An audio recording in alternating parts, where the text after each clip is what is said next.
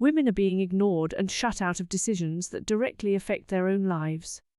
We are now facing a new battle to maintain female visibility and women's human rights.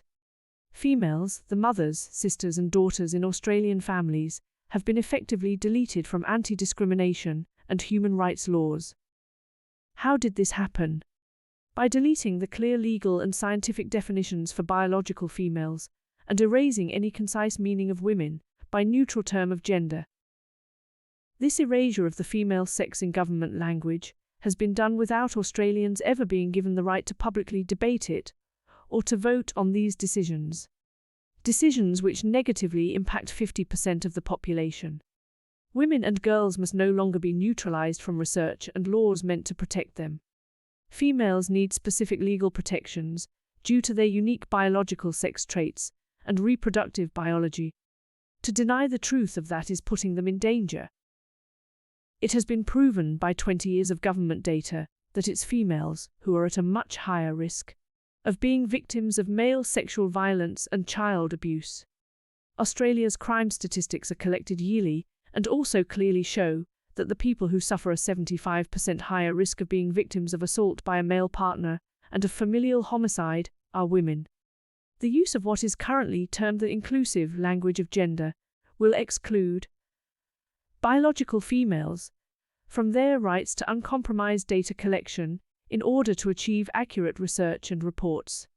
Reports that could actually provide outcomes and better solutions for women. Without sex-specific language, it is obvious that women will be in more danger. Women are being targeted because of their unique biological sex traits. Women must not be forced to hide their own biology and reproductive health and safety needs. Yet concise language for the female sex is now being effectively erased and hidden in government and police reports, under a blanket of confusing language. Innocent females are still being targeted in the highest numbers due to their female sex bodies, in violent crimes and homicide by males, and as reported in Australian statistics, are victims of the most serious of sex-based crimes, 4 to 5 times higher than any sex or gender in this country.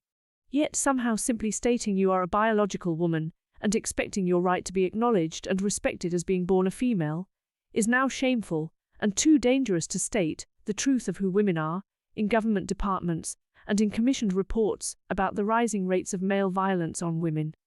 Australian citizens are being called bigots if they question this and shut down and shut out of community events, university venues, and had their livelihood put at risk for simply discussing the views and needs of biological women.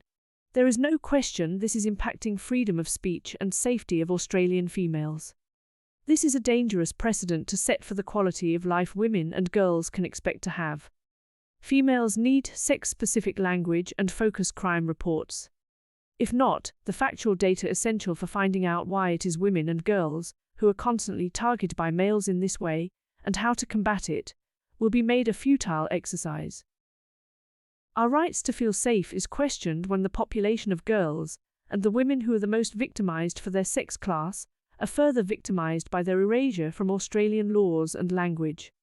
It's an obvious downgrading of female human rights to not have reports and research totally focused on the unique female issues, including the horrific number of crimes committed on our female population. To conflate the problem of violence towards biological women with all genders and political issues in the same report completely destroys trust that anything will actually be done to stop the daily violence suffered by females. The legal definition of the female sex has been effectively omitted from the latest report into violence on Australian women. This action has the ability to destroy any government's case that they are even considering their own research data and crime statistics, which clearly have shown year after year who are the human beings suffering the most serious of domestic violence, familial murder, and sexually targeted abuse and homicide. They are females. The historic and current statistical proof is clear. Any reports to combat violence on Australian women and girls must be focused on their unique suffering of femicidal violence. Australian women cannot get the support they need from police and governments if those departments can no longer include the female sex in policies and regulations. Neither can women rely on getting justice in a future where their female sex class is invisible amongst gender-neutral statistics. All data collection and media reporting of male-on-female crime can be seriously compromised by not specifying the biological birth sex and history of the men who attack women. This is the future that women now face, when neither male or female sex is written accurately in laws and reports meant to protect them from violence. Australian women will never get the equal rights and safety they need from government policies and law courts without the return to sex-specific language.